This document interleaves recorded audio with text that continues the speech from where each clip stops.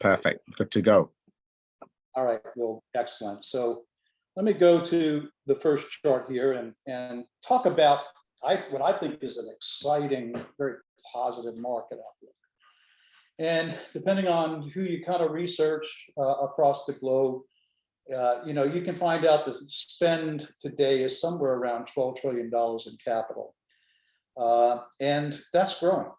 Year over year, it's growing. And with an estimated forecast by Statista that basically states that, hey, we're going to be somewhere between 19 trillion to as high as 25 trillion spend by the year 2035. That's a huge compounded growth over the course of the next 10 years.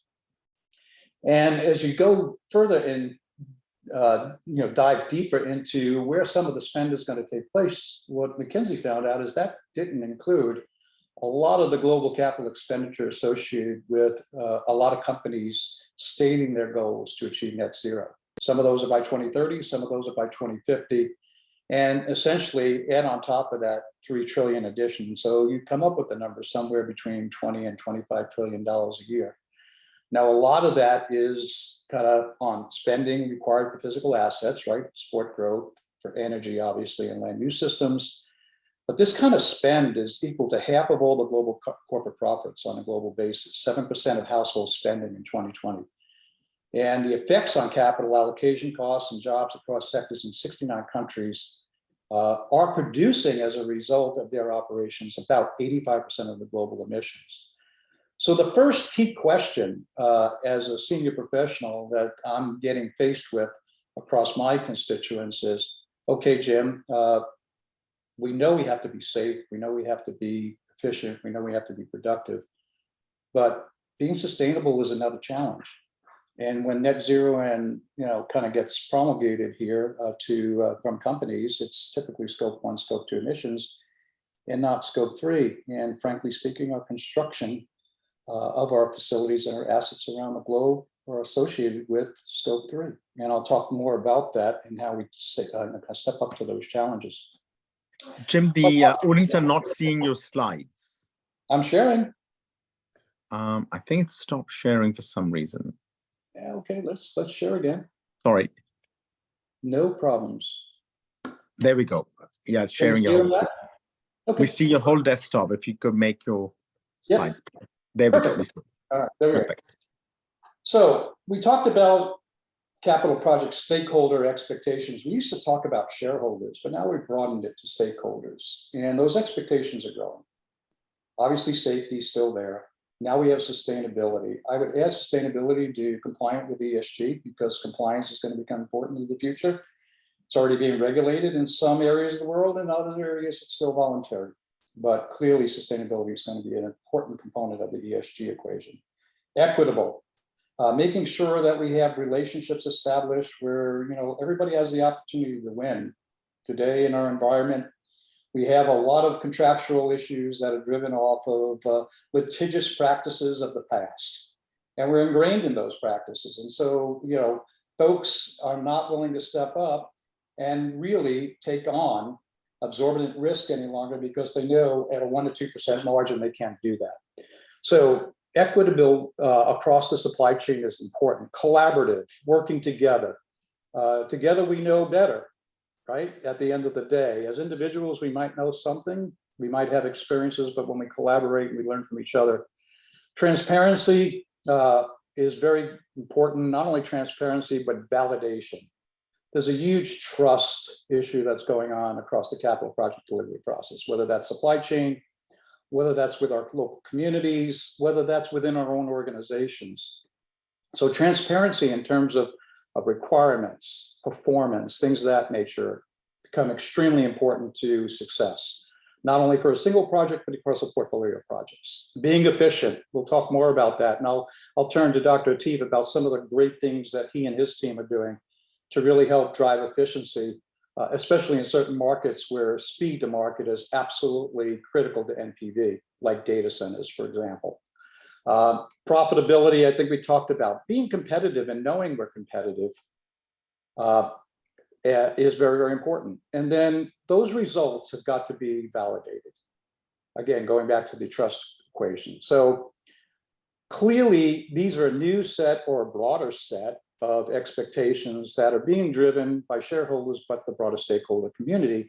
And when you think about project teams having to manage this in a very, very complex world on very complex mega projects, bringing this all together and hitting every single KPI that's expected of us is just something that is not setting these teams up for success, right?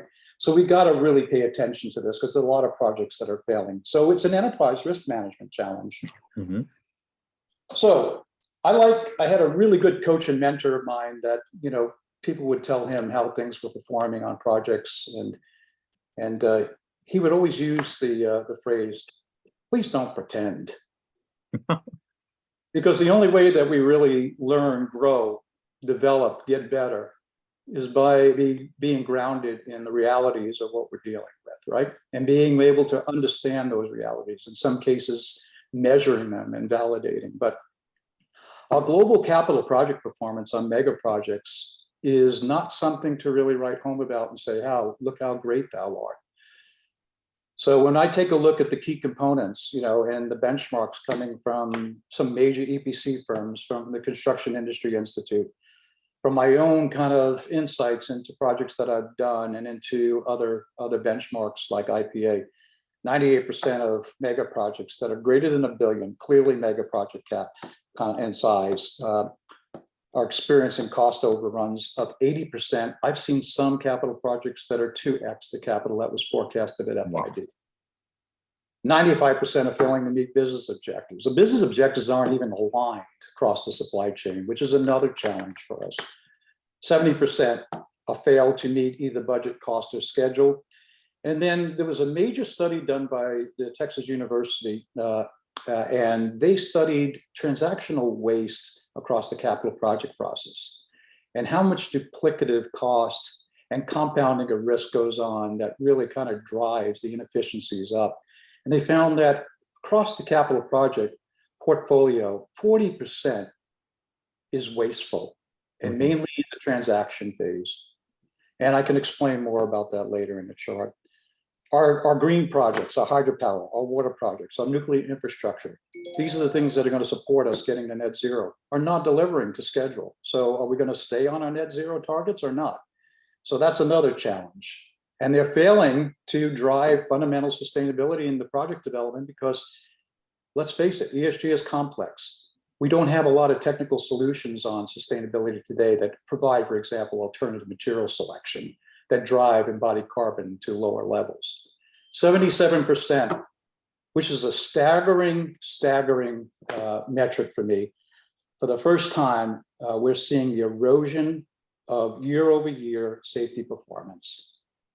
And this is alarming, not only from a standpoint of what I'll call lost workday cases, but 1 in 5 worker deaths in construction are associated with suicide. That's sobering. I see you nodding here, Atif. It is so. It's a sobering fact. What are we doing? So for the first time in since the early 1990s, we're seeing now an uptick in the number of injuries, but more importantly, we haven't gotten our arm around some of the critical factors that impact those folks that we hold accountable to do our work day in and day out. So we're eroding stakeholder value. So the key question: are we safe? Are we sustainable? Are we efficient? Are we productive? Are we profitable? Will we be, more importantly, is the question, when we have to spend to be stewards of $25 trillion of capital to be spent across the globe? Yeah. So a huge challenge. Let me pause here to see if there's any questions from the chat, because that's a lot of information on the why we need to do things differently. Tim, this is a great definition of the problem. I'm just monitoring the chat and the Q&A. Please feel free to drop your questions either in the chat or in the Q&A, and I'll pose them to Jim. Okay. Jim, whilst we're waiting for the audience, I love your what your mentor said about let's not pretend, and that's a massively wise reflection on part of your mentor that you have adopted as well. So whilst we're doing this, I'd love for you to reflect a little bit about where does this adventure into major projects begin for you? How did you discover this as a career? And then secondly, when did you as a major project delivery professional stop pretending? When did you come to the realization that there's a real challenge? The reason I'm asking that is many in the world of major projects have an ostrich effect. We bury our heads in sand and we don't want to hear about these problems, even though they're staring us right in our face. For all sorts of reasons. We feel embarrassed, or we feel like we're doing everything in our control to make these outcomes better. So when did you come to the realization of stopping to pretend? Yeah, so there's been a little bit of pretending going along my whole career, right? So eventually, when you kind of aspire and you achieve, more senior levels within an organization, this information starts to be aggregated to you versus having real reality of what's going on at the shop floor. Mm-hmm. I found myself in that position as I kind of went into senior roles in the companies that I worked for, DuPont, Sabic, and then Microsoft. And nobody wants to deliver bad news. So clearly, you come in and you make everything look really rosy across the project. Oh yeah, we're a little bit behind, but we're going to catch up. Yeah. We're a little bit overspent, but we've got this opportunity in the field that's going to prove efficiency and drive us right back on the cost budget. Yeah. And that happens, and you hear those communications over and over again, and you're kind of depending on the team to deliver. You want to extend trust, right? And then all of a sudden, project one doesn't meet. Project two, you heard the same story. It doesn't meet. Project three comes in, same exact story. Before you know it, you have when I was at DuPont, a $3 billion kind of annual portfolio. And I see these kinds of performance numbers that I have shared on the screen here. And I said, well, we are pretending. Yeah. What are we going to really do to understand what are some of the root causes associated with this, and what can we do, more importantly, to start to put strategies and actions in place that help to turn this kind of performance around? Amazing. So Dan is asking. Yeah. Sorry, go ahead, Jim. Please finish. So that's exactly when it started. But I'd have to say over the last 20 years, some projects, when you do them right, they come in and they deliver to expectation, but there's still a lot of pretending going on because nobody wants to tell that bad story. And a lot of that is driven to, accountability. And when you're overrunning a project by 100%, you shouldn't be in that role as a project manager too long if you haven't really, kind of figured out how I'm going to make the next one work. Right. And that's a very, very important lesson is also, so I guess the kind of summary of that is, as you became more senior, this data became just too in your face to ignore. But equally, it's sharpening that accountability, and I suppose also reinforcing our own mental makeup. The question's coming in, Jim. So Dan's asking, what is the definition of a transaction that causes 40% waste? And then also Morgan is interested in how do these statistics compare to one tier down from mega projects? Is this a problem with just scale, or is this pervasive across major projects, but also mega projects? So Dan, thanks for your question, number one. And transactional waste is happening across the entire project lifecycle. So a transactional waste, or an example, would be, okay, we're out in the field and we've kind of contracted an architect to do the design. We go through all the design reviews all the way up 30, 60, 90, in some cases to 100%, but yet we have all of this RFI, requests for information, that happens in the field. Now you have to get the architect engaged again.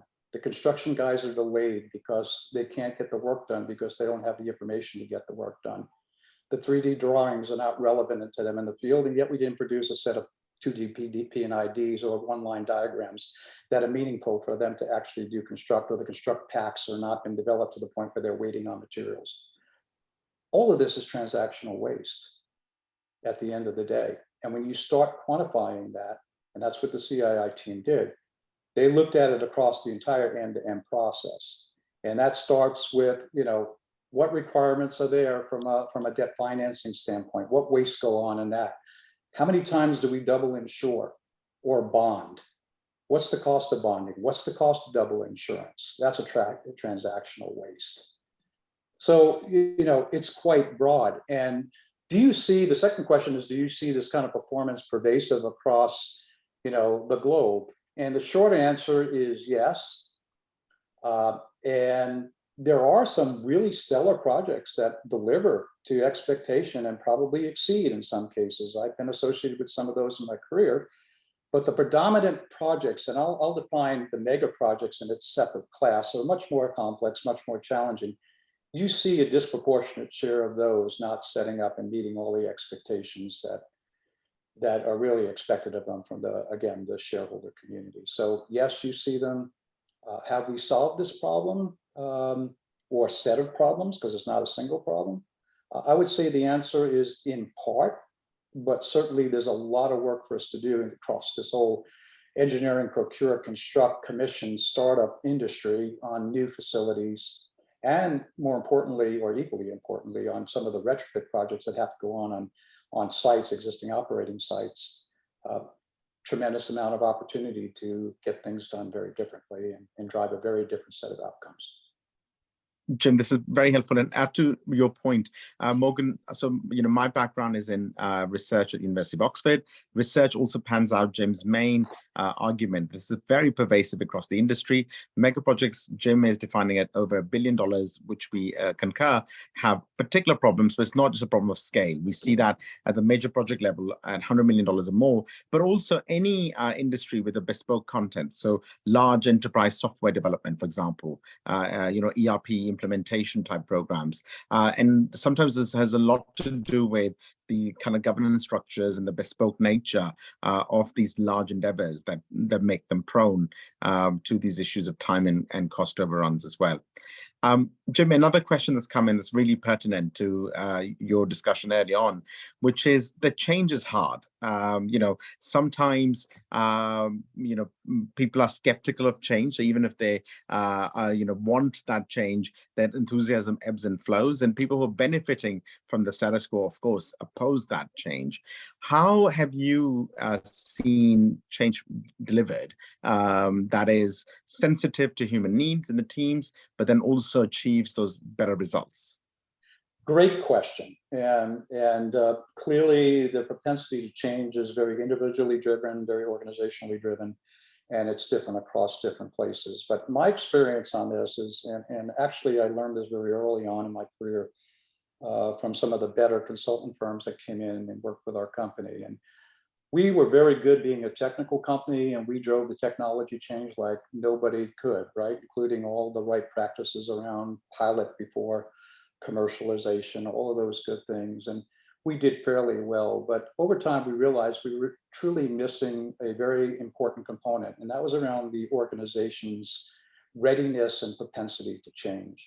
Mm-hmm. So we added on top of that, not only the hard technical model work that was required for us to be successful in driving improvements in KPI performance, but we knew they wouldn't be sustainable if we didn't really engage the organization in terms of understanding where they were relative to their mindset and behavior, the cultural nuances that exist within organizations that prevent them from wanting to step up and do things different, the feeling that they understood the value proposition for the change and were willing to kind of sign up and internalize that value proposition because they saw the value in it, not only for the organization, for them personally. And once you tied the technical model to what I'll call the soft but really hard part of the change management, which is around the people side, we knew we weren't going to get the results we expected. So we put a lot of effort into driving a production system approach to getting capital projects done. And we did that a lot through the Toyota model, working with companies like Toyota and learning from them. But we took it well beyond that to the point where we made that softer part of the equation come to life for us. Engage the resources, and on the operating side, that went all the way down to the shop floor. You cannot imagine the great ideas that come from the floor in terms of how you drive and performance and these things in these areas that I've already stated are quite broken, right? Yeah. It's no different in capital projects. How do you engage the craft? When's the last time, folks, I don't know you who are on the line here, but when's the last time you actually spent a disproportionate amount of your time in the field, having engagement, understanding, tapping into the knowledge of reality? Go to the Gemba, right, which is kind of a lean term, and really try to understand as a leader what was going on, and then put in those fixes because you listened rather than spoke. And Fascinating. you converted that into something that really made a difference. And you know what? You bought all kinds of credibility, or you will buy all kinds of credibility when you do engage the organization in ways that they never expect you to. Your leadership marks go off the scale when you do that. And that was a key learning for me across my career, and pride myself on still doing that today. If I'm in the field, any side I go on, I'm going on a safety walk. And I'm not just going to tick the box in terms of unsafe acts and unsafe conditions. I'm having a dialogue. I'm having a conversation. I'm going to know where that individual's head is. I'm going to know where the pain points are. And I might not act on everything, but I certainly will listen and validate that I heard, and then take that back for consideration. And that, again, is another key learning, applies in operations, it applies in capital project delivery. Great. So change requires shoe leather. There isn't really, and really talking to people, there's no alternative to it. More questions coming in. So Rob is asking, Jim, have you seen instances of integrated project delivery helping to mitigate the transactional waste? Yes, I have. And it's a great question. IPD is something that really kind of, from a commercial capital project perspective, has worked well. Hospitals is a good example of that. And you see some good performance in when IPD is done and done well. The challenge is the owners, and I've been on the owner side most of my career, in the value they have for integrated project delivery, because it means you have to do integrative thinking very early on in the front end loading development of a project, right? And today, owners, even today, see this as a cost versus a value. Where IPD, if it's done in its traditional way, you truly have a relationship-driven project. Everybody understands that they're accountable to understanding the objectives, both on a project basis, from a business perspective. You work as one team, you build as one team, you actually celebrate success as one team, and IPD does play out and have great success associated with it. The issue is the owner caps. How much do I have in terms of my cost associated with capital? And I might cap that, and I've seen it capped as low as 3 or 4%. I've seen it capped as high as 12% of total indicated costs on a capital project. And when you start playing the numbers game, everybody's driving, well, what's the value of me bringing a subcontractor in very early on? Well, the value's clear to me. You're going to get a much better P6 schedule. You're going to get reality in the field because they've done it, instead of you kind of guessing as an owner what the schedule needs to look like. Well, we don't do that today. That's one of the big flaws in our project delivery. Early lesson for me came out of IPA, early project manager, get the front end loading right, do it with an integrated project team. When you do that, your chances of success go up significantly. Fantastic. So one doesn't even have to be doing IPD in its fullest form. You could also borrow elements like upfront front loading and the scheduling in order to drive them, the team culture that you mentioned. Jim, more questions are coming in. Do you want to carry on with your presentation? Oh, I'd rather have this a dialogue. Let's make this a dialogue. I have plenty of charts to share. I do have probably one more chart I just want to kind of use as a challenge for the team, but I'd like to keep the questions kind of flowing here. This is great. Good. Well, why don't you please show your next chart, and then we can batch the next set of questions, after that as well. Okay. This is actually, there's two, so I kind of fibbed a bit. There actually are two charts, but I want to share this one first. So one of the solutions that I see, and when I think about field productivity and measured time on tools, we're at all-time low. Mm-hmm. You could point your finger at the craft for that. You shouldn't, but you can. But how relative are we using today's innovative technology and digital solutions to really help drive and accelerate the needed improvements in capital performance? So I did a study on my own and then referenced it to other studies that have gotten done. And when I take a look at the available technology, and AI is probably very, very prominent now on, in the dialogues that are going on around your offices and so forth and so on. It is important because AI is an important tool that's going to help take us to the next level. But there are other things that are sitting within our availability space today that we could deploy that we just flat out haven't deployed to drive safety, sustainability, efficiency, productivity, and profitability. And that measurement on that study says that on average, we are using less than 10% of the available digital technologies that can help drive and enhance the results. You have to ask yourself why. Mhm. So when you think about, you take a look at productivity, and I'll kind of share this because it's a staggering metric. In construction, since 2050, I'm happy to say that was before I was born, actually productivity has been flat to Mm. today. Where you have other very much more sophisticated and progressive companies that are utilizing technology, manufacturing 3.0, manufacturing 4.0, the onset of a distributed control system, PLCs in the field, IoT devices being used for measurement, have taken manufacturing productivity as a multiple of 8 on a comparative kind of time space, if you will. No different for several of these other more progressive. Why haven't we done that in construction? The tools are there. Robotics are there.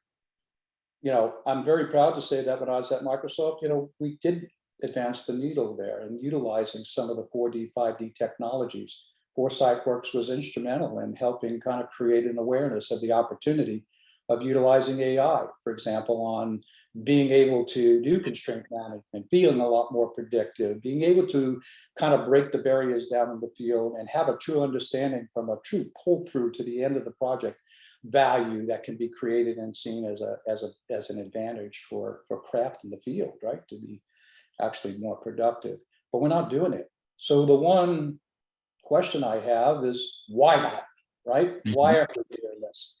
And it's not a cost barrier, in my opinion, although some could rationalize for that.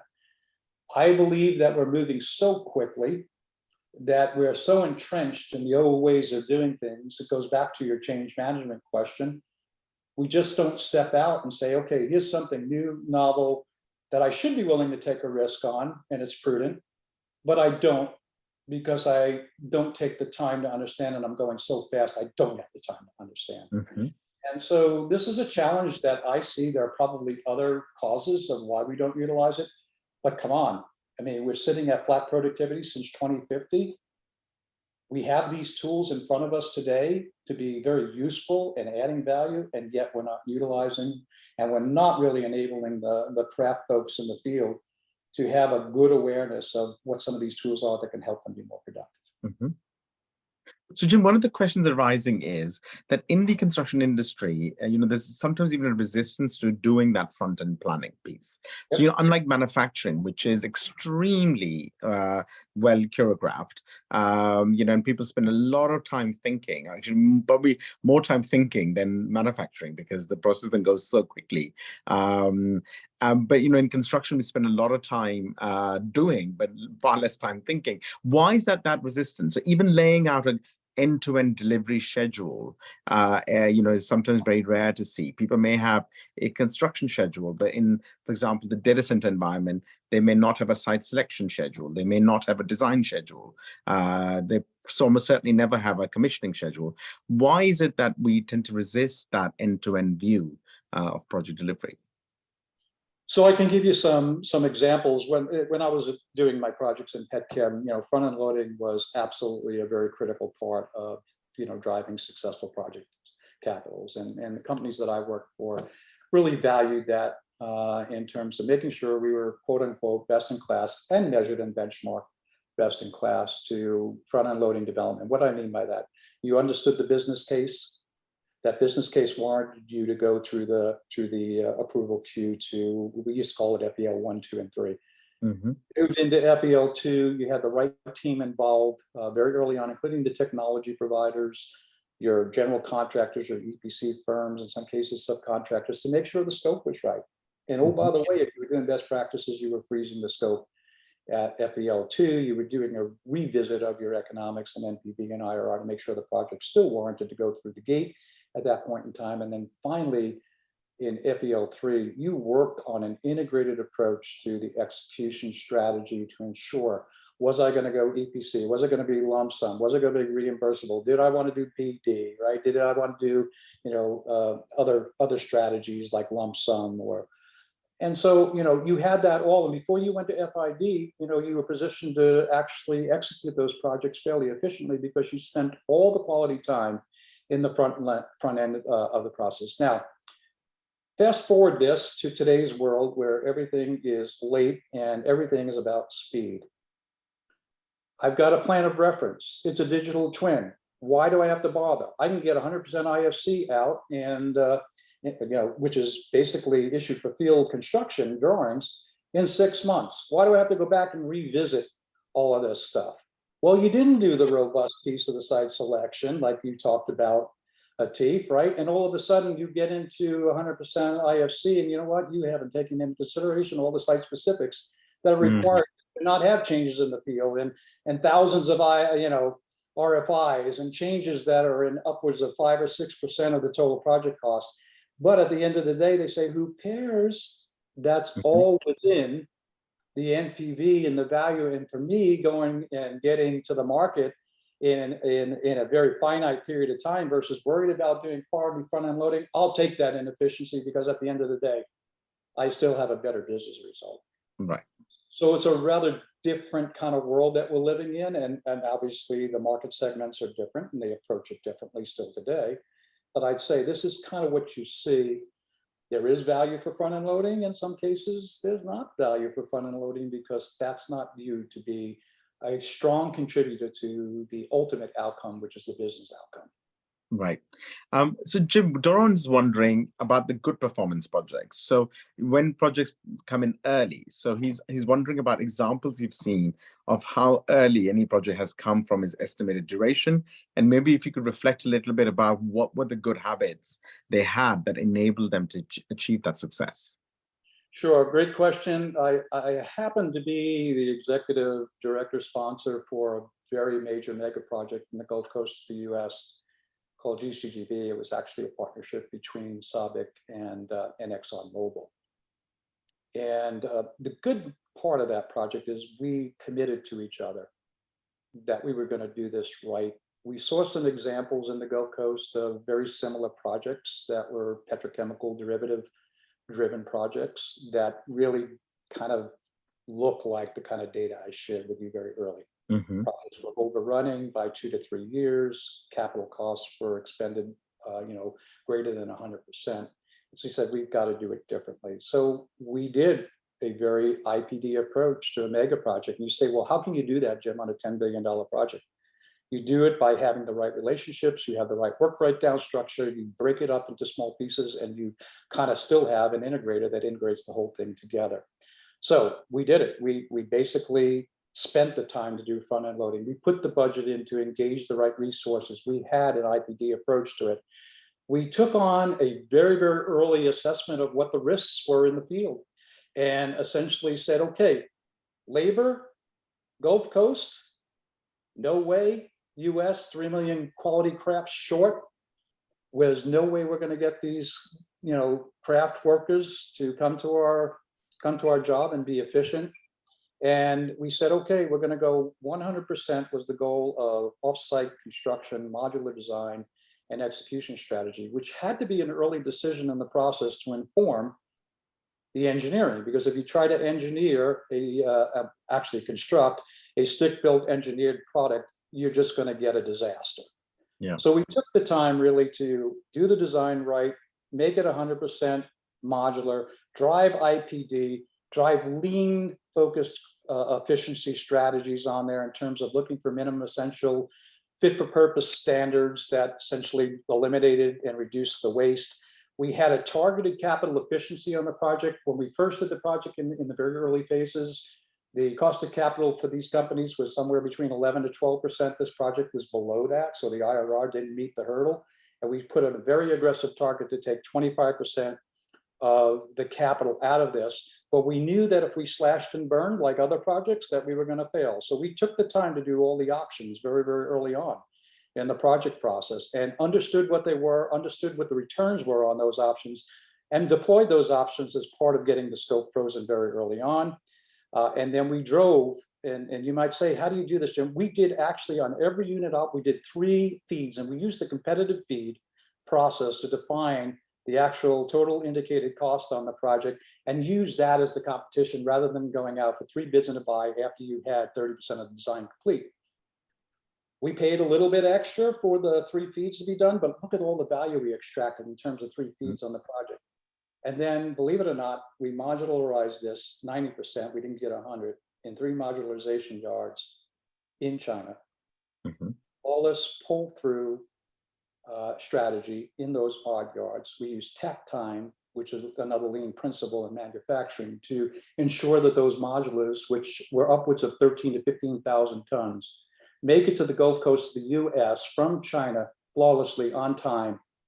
And you said, was it ahead of schedule? Yes, we beat the schedule by 2 months. Fantastic. We reduced the capital project cost, not by 25%, by 30%. Our operability, when we started those facilities up, because they were plug and play, we repeated no commissioning in the field. The commissioning was all done in the modularization yard. They plugged and played. They operated at 100% of capacity utilization within the first 3 months. Here's a Phenomenal success story. Absolutely. Absolutely. Doron, I hope this makes sense. So please feel free to come in and ask follow-up questions as well. An anonymous attendee is wondering that that in their experience, a majority of project overruns are really just scope adjustments from what was defined and qualified at contract time. And they'll go on to say many projects are poorly defined design before the owner wants to contract the work. Then when the work begins, scope is refined, and those refinements are called overruns. I suggest that we should recognize and separate scope adjustments from overruns. Tracking them separately would help us better understand what efficiency is and where improvement is needed. There isn't a question in there, but I guess the implication is that these overruns are not a real problem. All it is scope adjustment, something I completely disagree with.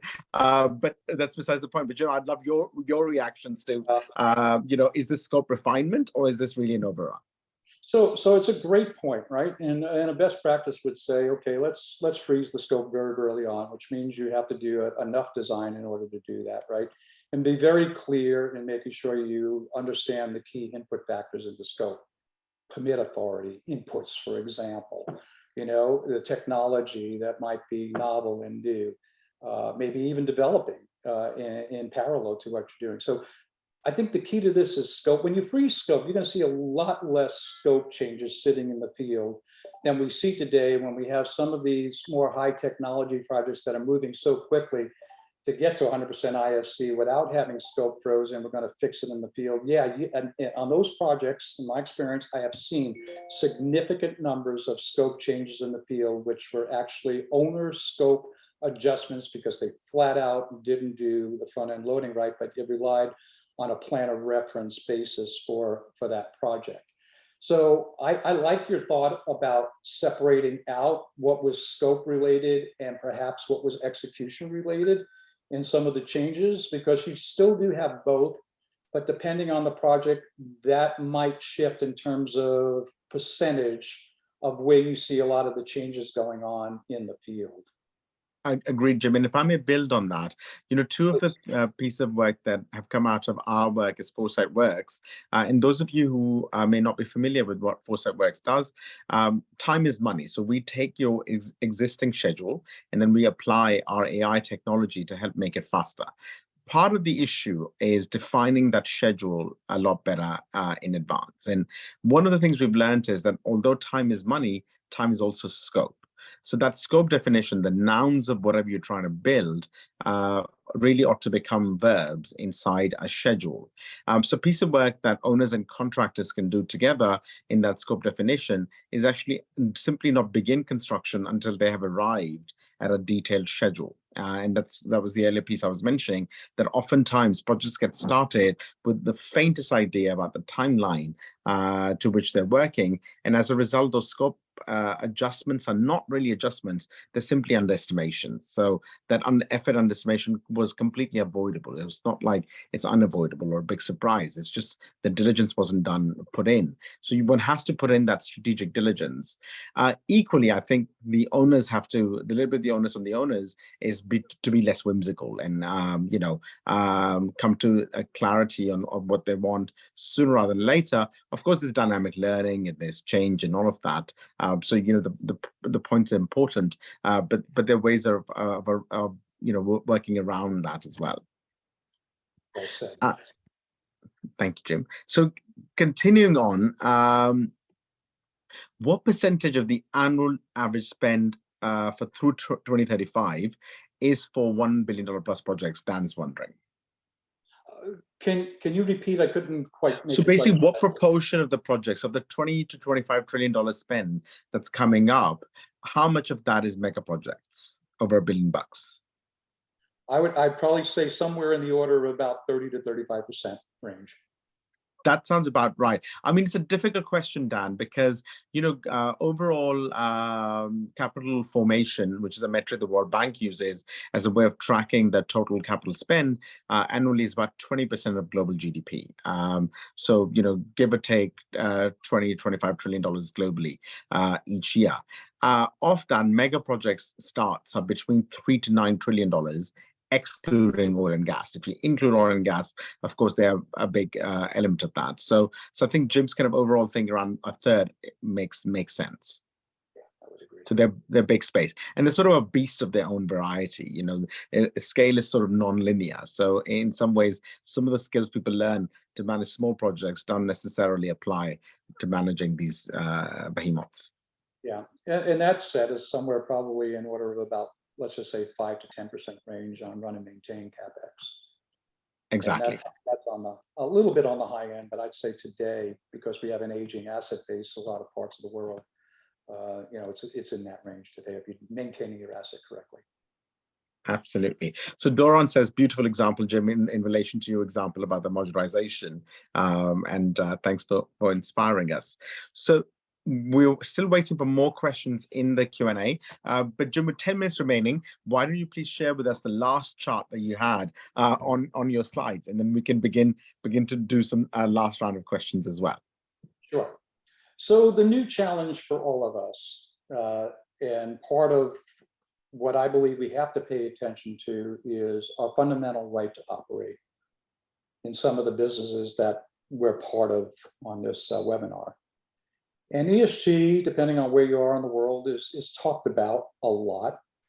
And ESG, just to distill it, is the environmental, the social, and the governance that has come together under really a financial umbrella very early on to see if companies were really being socially responsible with the capital that you're spending and their overall operations and businesses.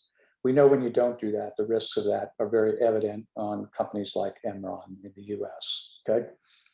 But ESG is becoming more than just a business requirement. It's starting to come out more as a right to operate requirement, because the communities in which we're actually building our facilities and sites are selected within communities, obviously, some of them in the middle of cities, some of them in the middle of very rural areas, all have different requirements. The communities have different sets of expectations. And now ESG is kind of morphing into kind of from finance and insurance into what do we really need to do to ensure that we're being good stewards of the environment, number one. Carbon, you can believe the data or not believe the data. I'm not here to debate that with you, but at the end of the day, it does seem like there's some kind of impact going on here. And if we continue to do what we're doing and not achieve net zero, and I'm talking about scope 1, 2, and 3, where 3 emissions are really the indirect emissions that companies have, we're not going to be able to move the needle on that. From a social standpoint, do we have really the right work environment where everyone can contribute to their maximum day in and day out? Do we value things like workforce sustainability, which is another way of saying, are we diverse? Are we inclusive? Does that kind of come from the board all the way down through to the shop floor? And then finally, are we governing ourselves? And all of these are complexities that are going to be built in today through mostly voluntary kind of approaches and actions that are being taken across companies, but in some more progressive parts of the world, clearly these are becoming mandates. And mandates for a right to operate that are mandates that are regulatory in nature, although the communities at large, not the NGOs today like they used to be, are influencing the regulatory environment to the point where we're going to have a struggle getting our projects through the AHJ process, the authority of higher jurisdiction, which is really who grants us the permits around the world. Going into community, the not in my backyard generator that has to be part of the backup strategy for some of the more, technically driven projects that have to have high operating reliability, right? We're talking here 99.99999 operating reliability. So the bottom line is I want to share this because this is not on the construction radar screen. We feel like kind of we've been exempt, and maybe we do have a bit, to your earlier point, head in the sand here, as I kind of go and talk about, well, how do we apply this across construction? How do we engage our supply chains and having the value for this? How do we kind of treat this as a value proposition versus a cost? And I believe this is the next kind of foray of challenge that will be faced with delivering our projects, safe, again, efficient. And now we're talking about sustainable, and maybe even that morphs to ESG compliant. So I wanted to kind of share this with you. Kurt, you heard Atif share that I am the president of Kurt. This is an area that we have great interest in. We feel like this is something where we can have an impact together in helping go everywhere from formulating influence on regulatory bodies to the point where the things that get promulgated and put into law are practical and pragmatic for us to deliver to, all the way through to how do we really drive a very different approach and in an ESG criterion-based site selection where the communities at the end of the day not resisting us, but they love us, they want us there. Yeah. We're a good community partner. So I wanted to share that, Atif, because I see this as the next challenge for us as a construction delivery body. Jim, thank you very much for bringing that, because construction is also contributes a very large part of the emissions from concrete to actually the emplacement of construction objects. So it's both a huge opportunity but a huge challenge. What are you seeing out there as ways of innovating to reduce particularly the carbon footprint in projects?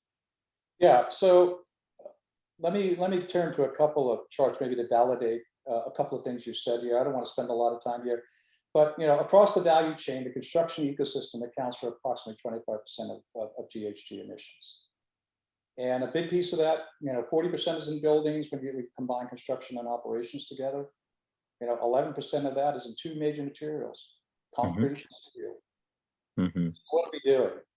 So there's some very good work out there, and I wanted to share, some of the actual excellent research that got done and collaborative kind of work together to look at how do we reduce embodied carbon in the construction process.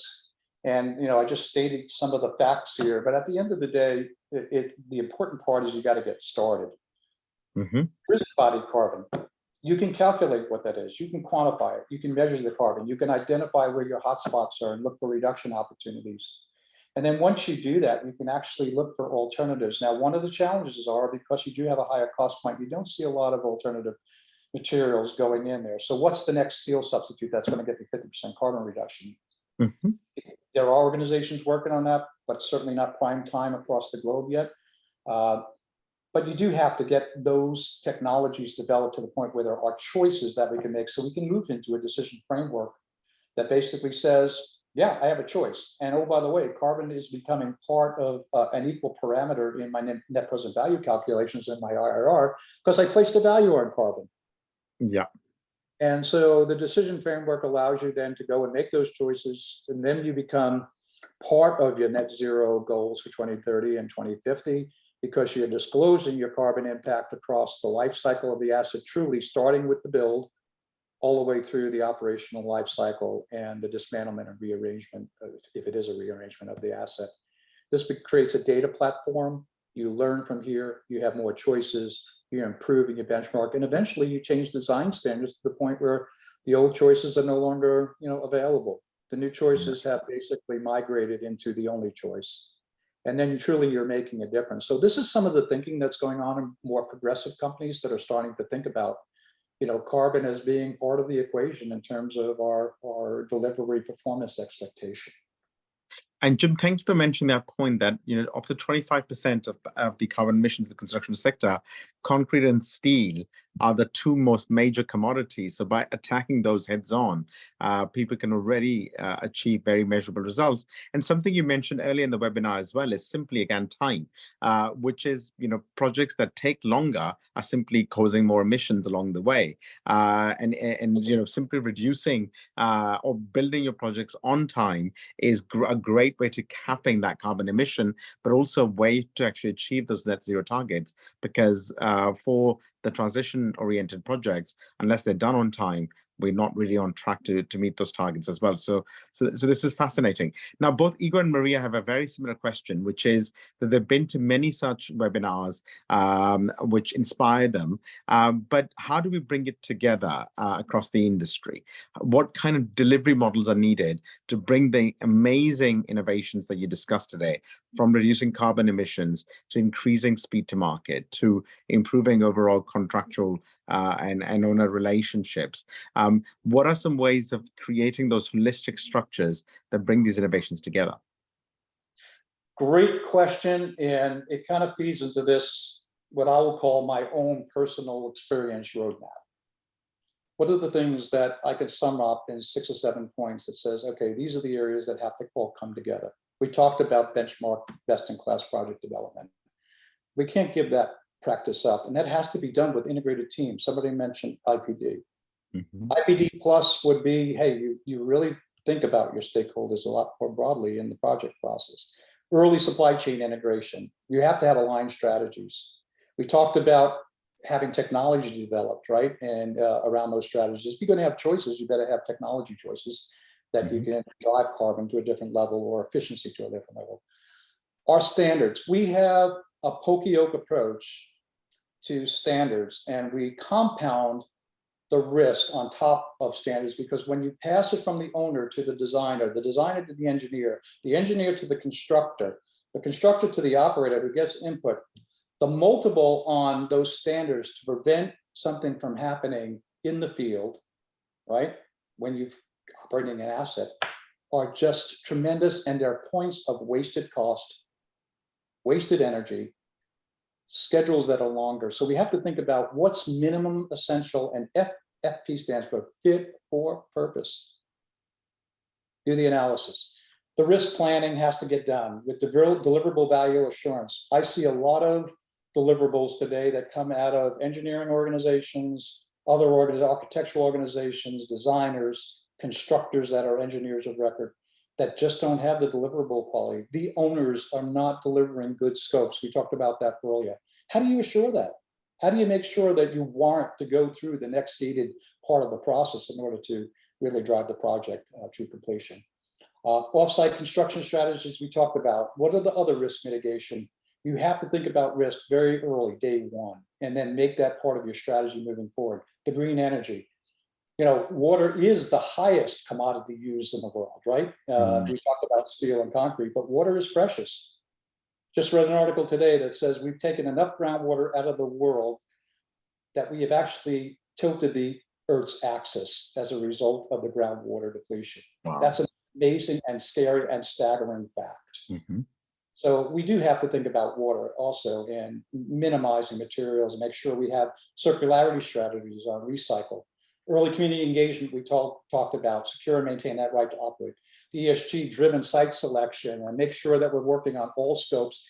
And then finally, this whole concept of how do we use state-of-the-art technology? How do we take these tools and utilize platforms that integrate, truly get us a digital twin that's across the life cycle of the asset, with integrating concepts like BIM, AWP, 4D, 5D. You guys get it. AI is part of that. And how do we make this open source so that we all can share and learn, and not be so protective of things that are really not required to be intellectually protected? So this is some of my key kind of takeaways from today, saying that I think if you worked on these in a very disciplined way, you'd get 60, maybe higher, maybe 70% of the challenge. The rest is around culture and teaming and integration that fits as a given to me under making sure this gets done right. Jim, this is a great place to end our webinar as well. Your kind of big leadership lesson is that it's not one magic bullet that will bring this together. As your chart shows as well, it's actually achieving those incremental improvements across the board from how we are teaming, how we're using technology, how we're adjusting the scope that will get us there. We at Foresight call that strategic diligence. Essentially, in order to get those multiplicative improvements in your project performance requires having those small gains across a variety of areas for them to multiply to a big gain. And ultimately, it's about open-mindedness and curiosity that guides that. Jim, I want to thank you on behalf of Foresight Works and all the participants today for this fascinating discussion. Lots of people have mentioned how informative they found it, and we hope to welcome you back again in a few months' time for an update on how this is all going. Thank you, Jim. Perfect. Thank you, everyone. You'll have a great top of day. Thank you. Thank you, everybody. Bye-bye now. Have a good one. Be safe. Bye-bye. Thank you. Bye-bye.